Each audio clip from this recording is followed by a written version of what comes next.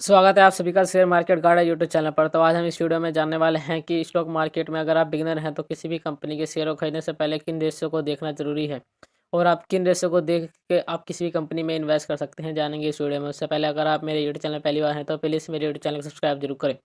तो stock market में किन रेशियो को देखें जिससे कि हम किसी भी कंपनी में इन्वेस्ट कर सकते हैं। तो पहला आपको रेशियो मिल जाता है पी रेशियो। अगर किसी कंपनी का पी रेशियो 20 से कम है तो आप उस कंपनी में आप इन्वेस्ट कर सकते हैं। वो कंपनी बहुत ही सस्ती है। अगर आप 20 से उसका ऊपर है, यानी ₹1 कमाने के लिए लोग कितने रुपए दे रहे हैं, तो आप इस हिसाब से देख सकते हैं। अगर किसी कंपनी का पी रेशियो 20 से ज़्यादा है तो उस थोड़ी कंपनी महंगी पड़ जाती है। अगर उस कंपनी का रेशियो 20 से कम है तो आप उस कंपनी में इन्वेस्ट करने की सोच सकते हैं।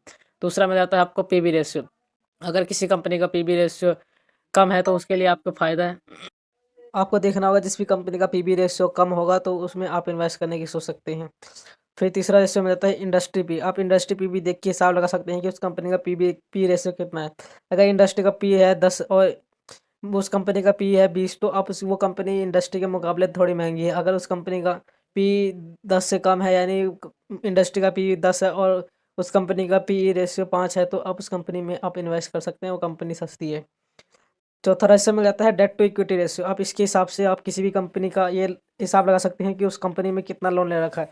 अगर उस कंपनी का डेट टू इक्विटी रेशियो ज़्यादा होगा, एक से ज़्यादा होगा, तो कंपनी ने ज़्यादा लोन ले रखा है, उस कंपनी ने बोरिंग ज़्यादा कर रखी है, उधार ज़्यादा ले रखा है, तो आप उस कंपनी में इन्वेस्ट करने की सोच नहीं सकते। तो अगर उस कंपनी का डेट टू इक्विटी रेशियो अगर जी 1 से कम है तो आप उस कंपनी में इन्वेस्ट करने की सोच सकते हैं।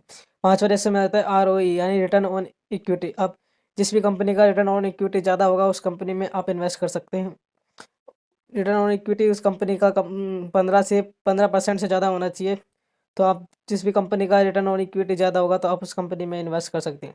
छठा में आता है अर्निंग पर शेयर। जिस भी कंपनी का अर्निंग पर शेयर ज़्यादा होगा तो आप उसमें कंपनी में इन्वेस्ट कर सकते हो, कंपनी अच्छी है। सातवें में आता है आपको डिविडेंड यील्ड। जिस भी डिविडेंड यील्ड आप देख सकते हैं कि आप किसी कंपनी में कितना डिविडेंड मिल रहा है, 1% मिल रहा है कि 2%। जितना परसेंट ज़्यादा होगा उस कंपनी में उतना ही डिविडेंड आपको ज़्यादा मिलेगा।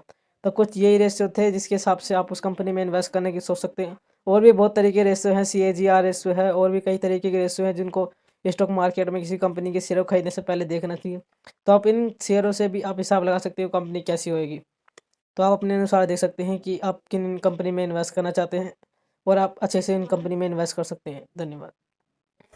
अगर मुझसे इस वीडियो में कोई भी गलती होगी तो प्लीज़ मुझे माफ़ कर देना। और आपको इस वीडियो में कोई भी पार्ट समझ में नहीं आता है या फिर आपको और भी कोई परेशानी हो, जैसे कि आप स्टॉक मार्केट में बिगिनर हो, आपको कोई प्रॉब्लम आ रही है, तो आप कमेंट बॉक्स में कमेंट कर सकते हैं। अगर मुझे उस प्रॉब्लम का सलूशन पता होगा तो मैं आपको जरूर रिप्लाई करूँगा। और अगर आप मेरे यूट्यूब चैनल पहली बार आए हैं तो प्लीज़ मेरे यूट्यूब चैनल को सब्सक्राइब जरूर करें और बेल आइकन के ऑप्शन पर क्लिक करें, इस कॉल पर सेट कर दें, इससे मेरे आने वाली नई वीडियो की जानकारी आपको सबसे पहले मिल सके। आप मुझे इंस्टाग्राम पर फॉलो कर सकते हैं। धन्यवाद।